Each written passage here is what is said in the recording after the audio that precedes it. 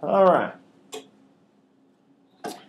So on the board here, I have some of the problems that we talked through last time. So let's rehash that just real quick and remind us all where we were headed with this, what we were doing. We spent the better part of last week making sure we could draw lines, right? And the starting point, the rise over run, all that stuff. And we've got to be able to do that because then we're going to just add that bit of shading that you saw that we did in our notes last time. So 1 and 2 here, I think I told you not to put in your notes last time. But the key element here, guys, that we're talking about is solutions, answers. Now, we use the word answer in math all the time to mean a lot of different things. Okay, like for example, in this problem, number 1, what's the answer? 7. What's the answer in this one? It's this part, but it's also this part, right?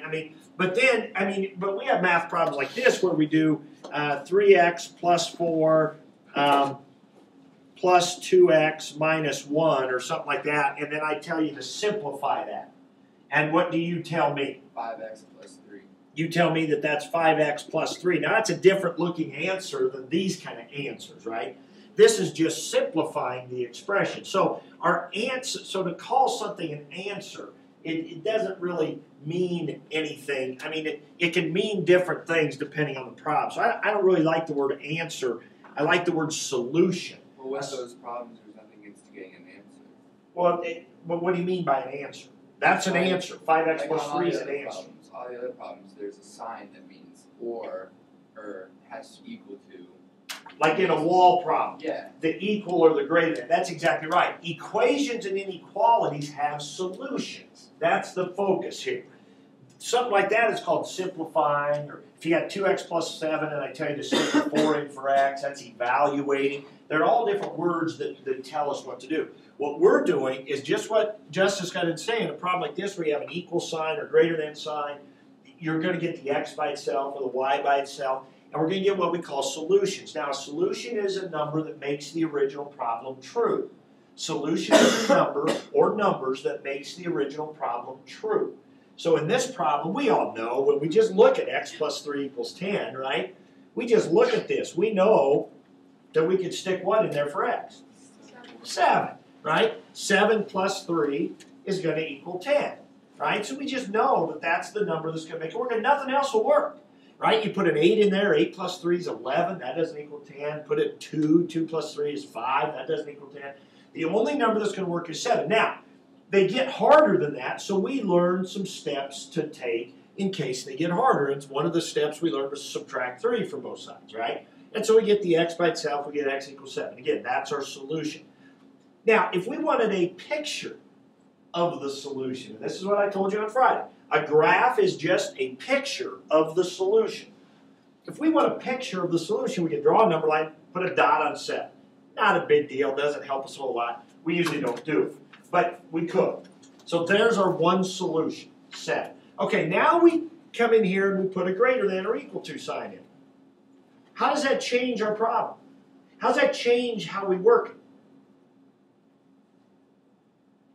I don't understand. Now that it's got a greater than instead of just an equals, how does this change how we work it? It's everything greater than 7 and But in the beginning, it doesn't really change how we work it, does it?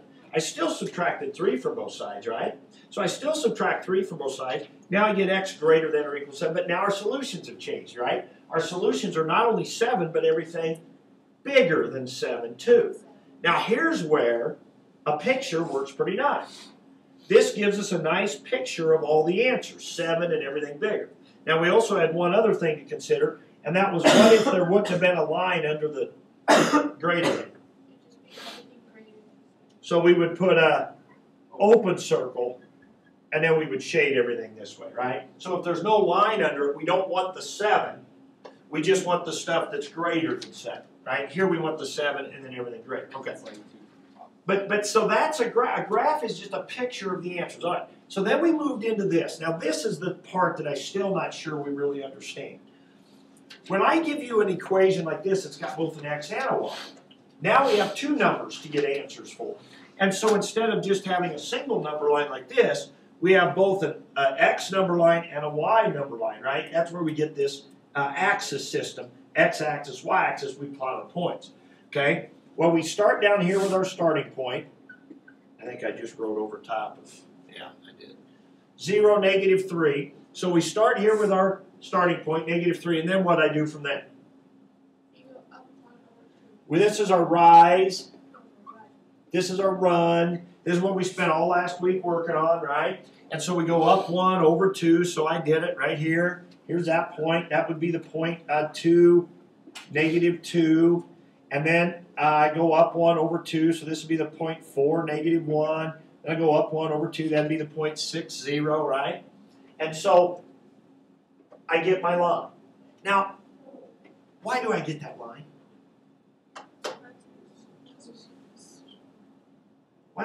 What's important about that? Pay attention here now. Me to look up here. Cody, come on now. Focus in, guys. I know it's Monday, but come on. Why do I get that line? What's that line? What's that? No, I mean, yeah, slope's part of it. But the 1/2 is the slope. Line's not the slope. That's a slope. What? Okay. What did we just say? What did we say? Yeah. What did we say a graph is? All the numbers that can work. It's a picture of the solutions. All the numbers that can work. This line, these 4 points, are all the numbers that can work? Or all the points on the line? All the points on the line. The whole reason we draw the line is because all the points on the line work in this problem. Let's try it. Let's do 0, -3. Let's put a -3 in for y. Let's put a 0 in for x. 1/2 times 0 is 0. Take away 3. -3 equals -3. It worked. Hey, let's try 2, -2. Let's put a -2 in for y. Let's put a 2 in for x. What's 1/2 times 2? 1/2 times 2. 1. 1 take away 3. -2. It worked. Let's try 4, -1. Let's put a -1 in for y. Let's put a 4 in for x. Right? I'm just putting these points in. 1/2 times 4? 2. 2 take away 3? -1. Right? What the heck? Let's try this last one. Put a 0 in for y. Put a 6 in for x.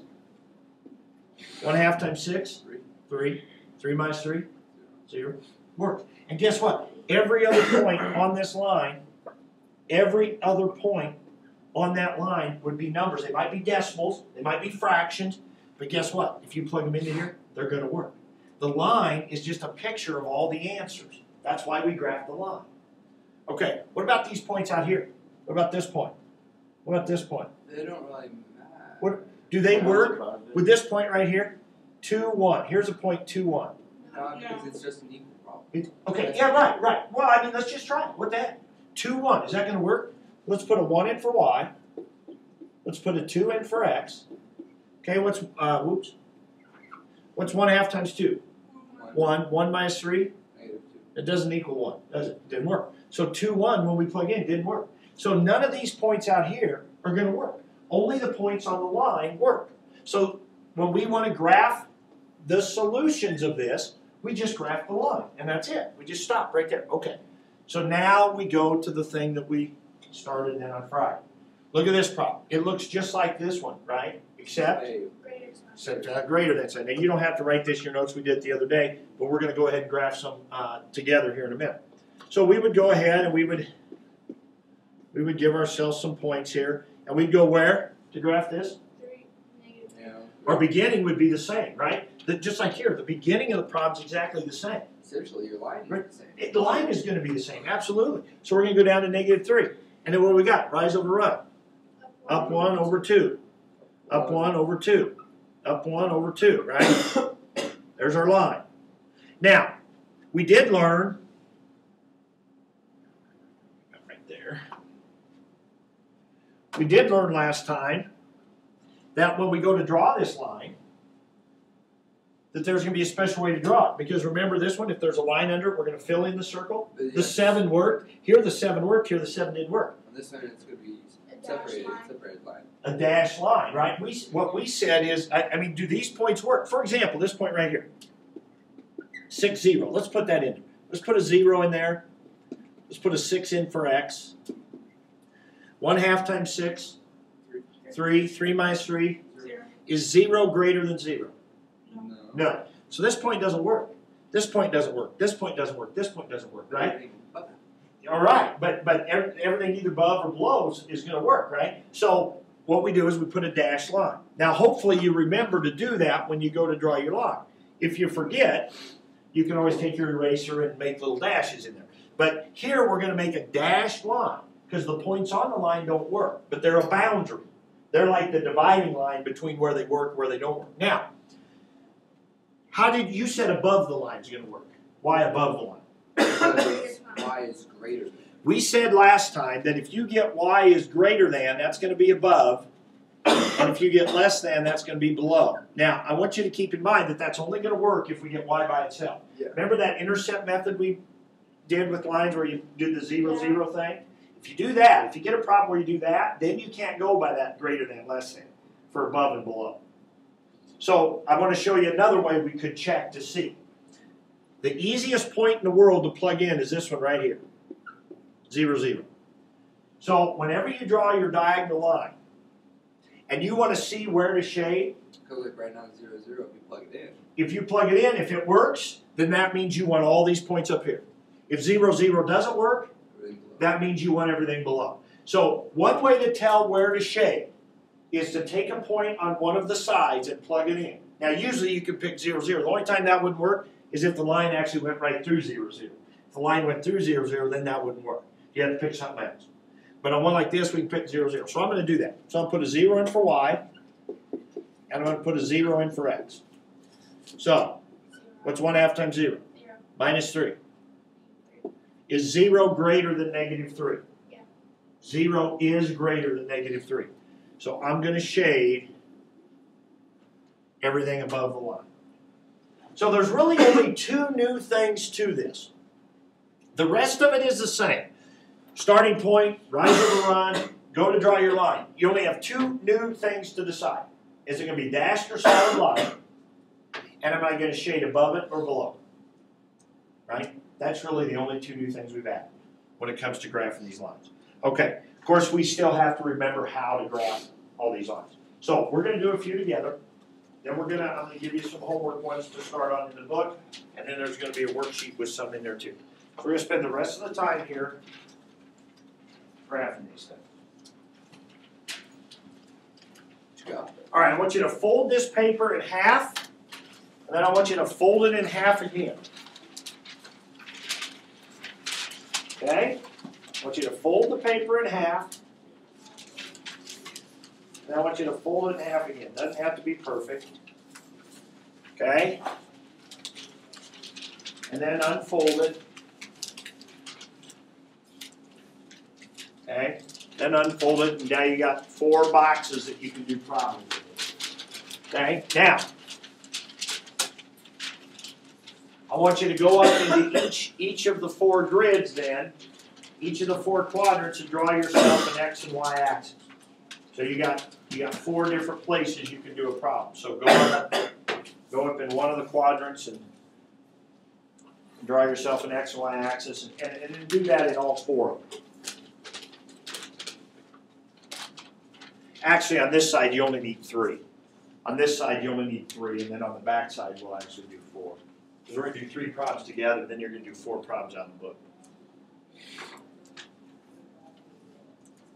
So only draw 3. So you only have to draw 3 on this side, yeah.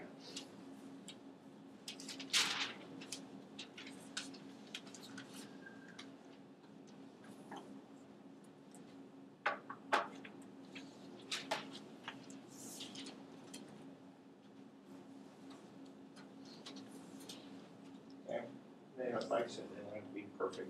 Cody, getting those drawn in there? And your quadrants drawn in there just like this. Just like that. Okay.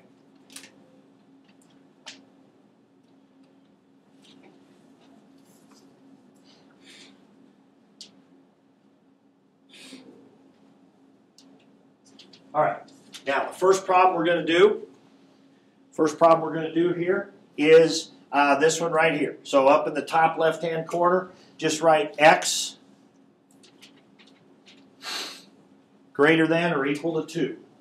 Now, right out of the chute, I gave you a tricky one. What's different? What's weird about this one? There's no, and what else? There's no Y. There's no Y. There's not even a Y in it. Remember how we treated these? In other words, now remember what I got done saying here is actually we just kind of pretend that this problem is this to start, right? We just pretend it's x equals 2. Remember how we did these? We made ourselves a quick little table, right? How do we graph x equals 2? 1, 2, 3, 4, 5. Well, where do we put? Y. In x, we put all 2's. And here we can just go 1, 2, 3, 4. It doesn't matter.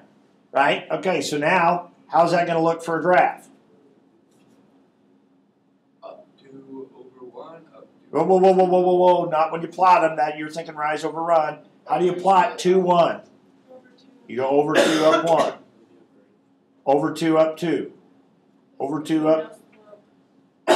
It's going to be one of those no slope ones. It's going to be a vertical line, right? But now time out here. Go ahead and do that. Go ahead and plot your points, right? Remember, we got to be able to draw all kinds of lines. Not only diagonals, but we got to be able to draw the horizontal vertical ones too. Okay, so I wanted to throw these at you right away just to get you to remember that. Now, when we go to draw this line, we have to ask ourselves what now? Well, come on. Now, what's the two? Is it dashed or solid? See, this just helps me get my line, but now we got to come back to here. Here's the problem. What's that? So I don't want to talk to myself. What do you got? Dashed or solid? Dash. Solid. How do we tell if it's dashed or solid? If there's a line under it or not. Solid. So Right? If there's a line under it here, we fill in the circle. If there's not, it's an open circle. If there's a line under it, it's solid. If there's not a line under it, it's dashed. This is going to be a solid line. So we draw our solid line. Now we have to shade. Now again, I threw you a curve right out of the gate. We said we're either going to shade above the line or below the line. Is there any above on this line? Is there any above or below? There's only right and left. This is the only one where this happens, a vertical line. Well, what do you suppose? This says x is greater than 2. everything to the right. Everything to the right. Greater than is going to mean to the right. Less than will mean to the left on a vertical line. Obviously, greater than means bigger, and bigger is to the right. So I wanted to get this one out of the way. This is just an exception, this vertical line business. That's the only one that won't have an above and a below. Okay?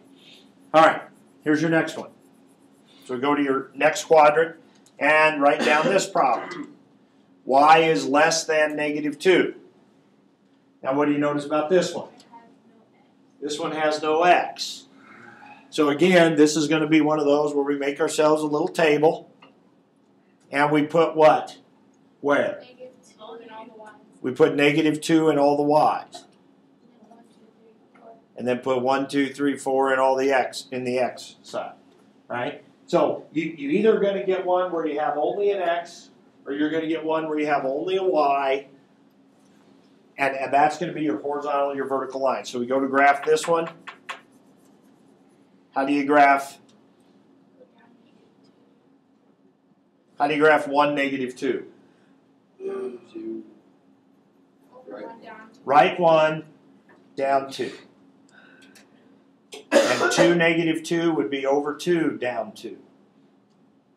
And over 3, down 2, right? It's going to be a horizontal line. Right? All the y's are -2. Is it going to be dashed or solid? Dash. This one is dashed because there's no line under the problem. So this is going to be dashed. And we're going to shade where? Up. This says, Below. what's this say? Y is less than. Less than means, Shade for what y is. I got you. that's why less than's below, because it's y. And remember, I said this only works for y. Well, when is y going to be less than? The y's are going to be when they're little. It's below. So less, oops, that's kind of cool. Oh, now it disappeared. So we're going to shade everything below. Shade in everything below the line. And the line doesn't work, right? The line is not solutions. So it's dashed. All right, so I want to get those two out of the way. On your homework, you're going to have some of those horizontal and vertical. You got to be able to deal with those if they show up. All right. Here we go to this one. This is our third one on this side of your graph paper. Write down this problem right here. We're going to stick today with nice ones where the y is already by itself, so they're easy to graph. We'll get in tomorrow. We'll get into some harder ones.